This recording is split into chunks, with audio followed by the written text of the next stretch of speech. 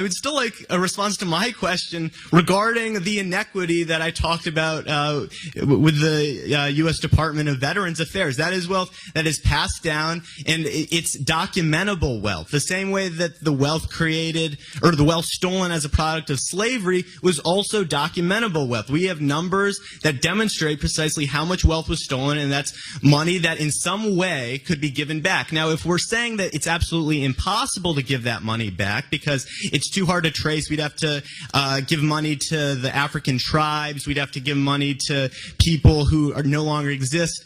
That's absolutely fine, but we have to understand that we haven't really come to terms with that injustice that's been perpetrated, and if we are admitting that no one is perfectly entitled to absolutely everything that their ancestors had stolen from them, then we also have to accept that there are people today who benefit from the fact that their parents and grandparents profited from this immoral system. And the way to deal with that is with a social safety net that enables everyone to thrive. I'll leave you there. Yes. Well,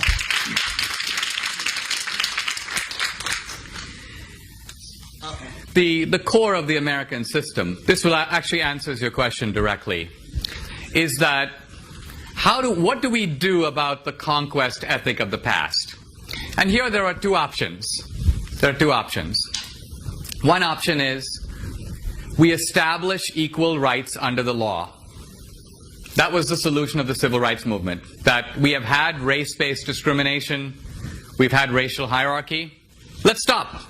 Let's treat people according to the color of this, according to the content of their character. Equal rights under the law. Equal rights under the law. The other option, which you're defending, is you could essentially call it, let's correct for history. Let's correct for history. Let's try to find out who are the people in possession of stolen goods, and let's return it. Now, the first thing I'm trying to say is, this is a hugely controversial principle because it actually involves wrecking the freedom of a free society. You basically have to put it frankly, if we were to carry that out, go into people's homes and take their stuff. Take their furniture, take their cars. You don't seem to have even the guts to do that. You don't have the moral self-confidence to do it yourself.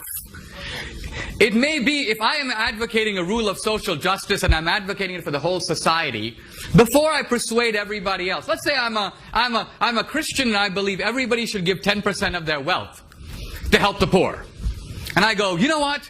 The Bible says this, the Bible says that, everybody should give 10% of their wealth to help the poor. And somebody says, Dinesh, are you giving 10% of your wealth? And I'm like, actually no, but I did do some tutoring. And you go, wait a minute, aren't you advocating, aren't you saying that there is a moral duty to do this? Why don't you do it? Before you convince us, you do it. And you're like, I don't think I should do it because society is extremely complex, and I don't think I should do it unless everybody else does it. No. Either you believe in it and you do it. Once you've done it, you might impress us. And then you might convince the rest of us that our wealth is also ill-gotten. But you can't do it. And I'm not trying to indict everybody of hypocrisy, only you. Because you're the one who said, I'm the beneficiary of illicit privilege. So you're a really good starting point, because I'm asking, if you're in possession of stolen goods, why aren't you willing to return them? So that's why fundamentally I see your charity. You know, during the Civil War, there was a guy who goes, I'm very happy to give, I've given 3 cousins to the war and I'm ready to sacrifice my wife's brother. That's basically your ethics. You're willing to have social justice if other people pay, but you're not willing to pay. So that's the problem. And that's the problem with the progressivism that marches behind social justice while protecting its own privileges. You know how you said, we all have to survive. Really? You have to be at Amherst to survive? You don't have to be at Amherst to survive. You have to be at Amherst to benefit. You have to be at Amherst because you're getting opportunities at this college that many other people are not getting. So if you say you believe in equal opportunity, you're a hypocrite. Because you are taking advantage of opportunities unavailable to others. But for you, this hypocrisy is fully justified because you are militating on behalf of the poor. But if you are against privilege, this college is privilege.